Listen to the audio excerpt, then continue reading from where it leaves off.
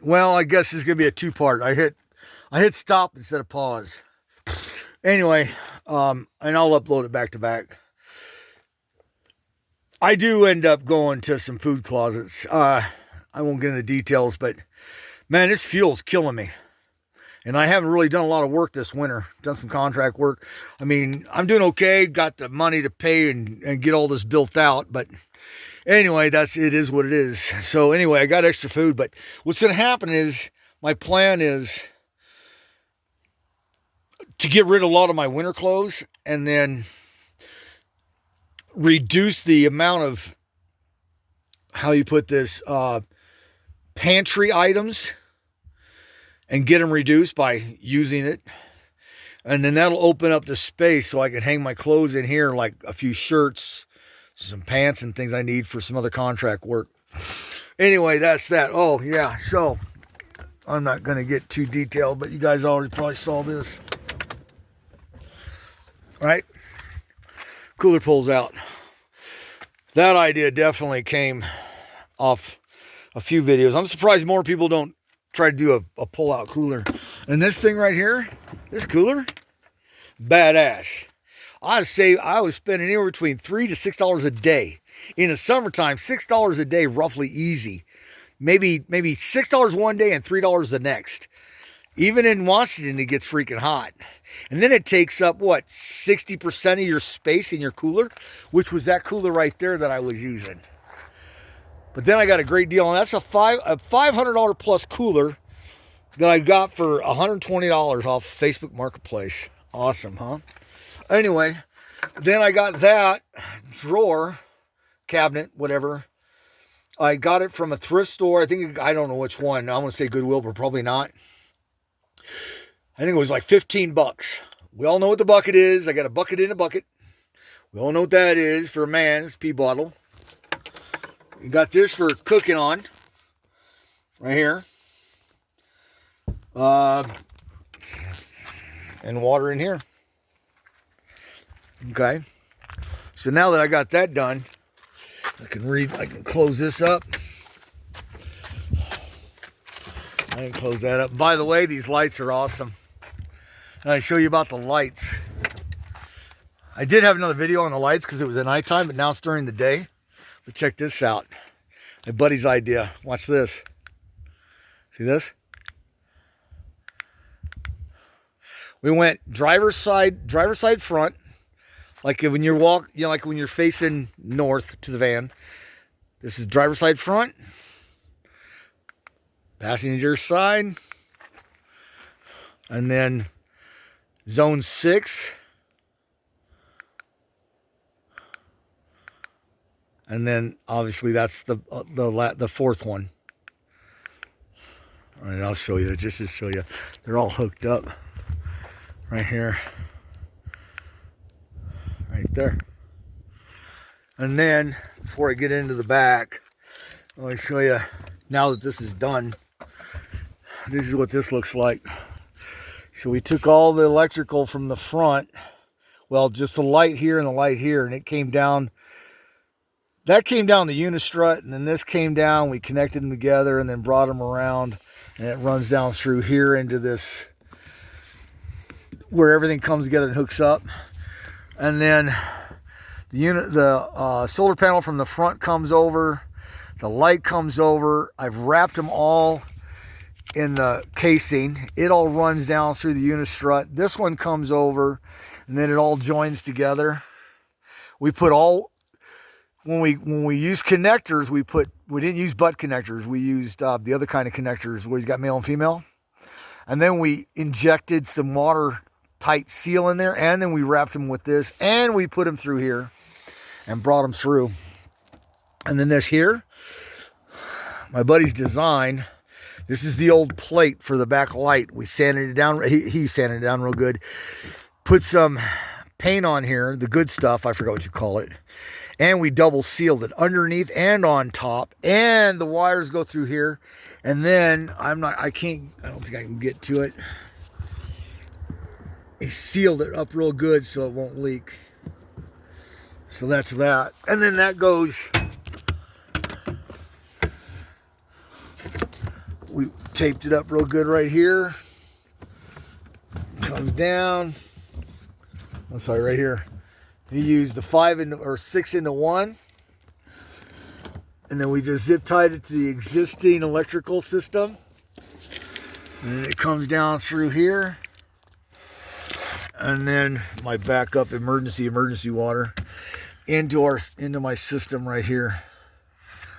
Into my system right here. And then the big system is, I don't need to tell you. I already got other videos. If you're really interested, you can take another look at that. And then I still have a charging system where if I want to do shore power, I can hook up with a little extension cord. All right, so that does that. So now when I came down here, I was originally going to do, I thought I was going to do 4-day build. Okay, turned into 5 weeks, 6 weeks. But I'm really happy with it. I built it around exactly having milk crates with the metal band. So, not really, kind of, sort of, but my point is that this is the unistrut right here, which that unistrut is level all the way around through the entire build. And the reason that is, you see that unistrut? You go back under here, there's a fastening on the rib of the van itself. So we decided to keep it level all the way around the entire build. Even right here. Right, let's see, right there. So that determined the height of everything. Actually, what happened was my fuel tank determined the height of everything. That's propane. My van runs on propane. So that is what determined, this is what determined the height of this. And all the units strutting through the entire build is all the same level, all the way around. So basically in construction or framing, that was the deck. That determined the height of everything. So that's how that went. So now we get back to the back.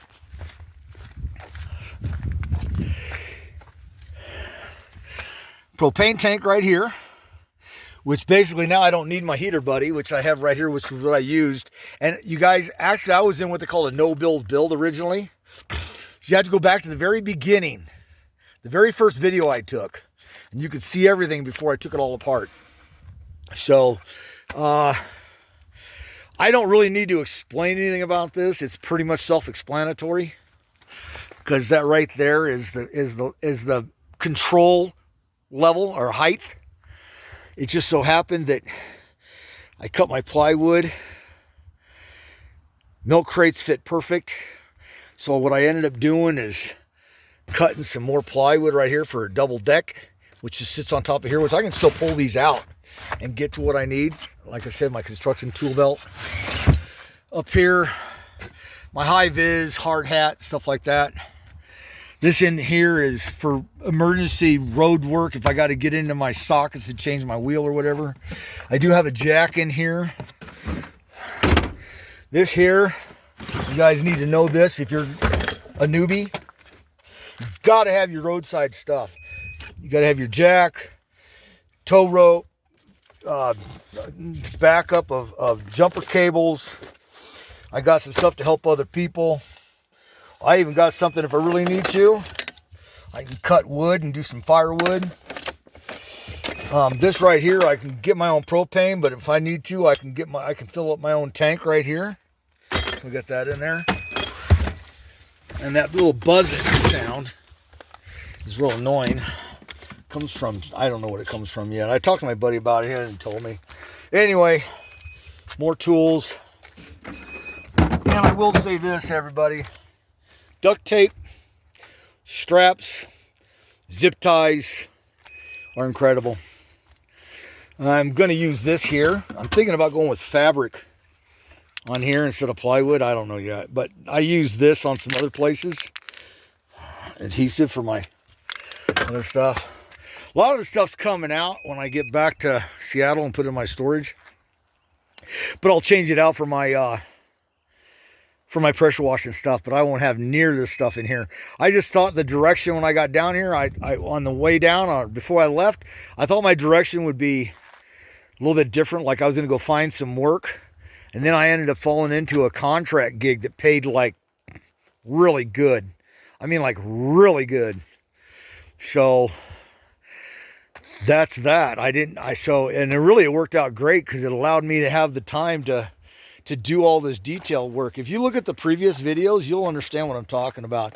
I had no idea. I really had no idea I was going to go this far, this deep, and pay this much money. But with the contract work that I did and the money that I made, I just said one step at a time, and just one thing led to another, led to another, led to another, led to another, and this is the result.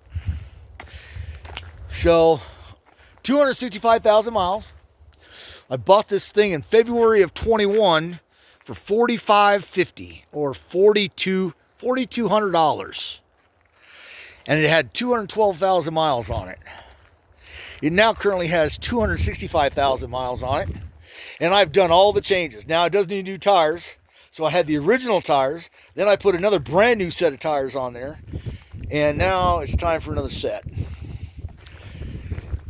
I've done impeccable maintenance. Impeccable maintenance. I have an auto app that takes care of everything, which every time I do something to it, I put the mileage in, how much I spent, who did the work, whether it be me or someone else, what it was done, how much it cost, everything. I got pictures of receipts all the way back to the very beginning.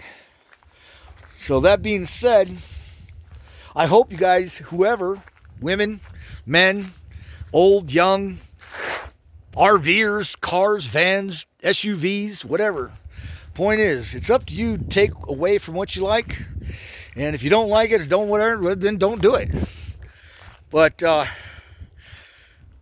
the end of the day, I get to come out here. I go where I want, when I want, with whoever I want. Actually, I don't go with whoever because I don't really go. I like solo. I'm a solo guy. I've seen a lot of great places since I've been in this thing since February 21. Been all over Washington. I can't even begin to tell you every places I've been. I've been top of mountains, lakes, parks, state parks, federal parks. I've been river rafting. I've been down the East Coast all the way to Arizona now once. Oregon. I went all the way over to Colorado to do a concert for 3 days. Took a week off. Traveled over there. Stopped by the parks. I go to Tri-Cities over in Washington to do work. I get to hang out at the river and the parks over there while I'm working, making money. Yeah. Anybody says they want a house, fine, get a house.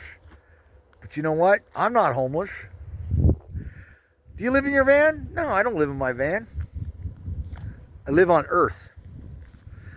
I just keep all my crap here, sleep in it, and cook. And that's that.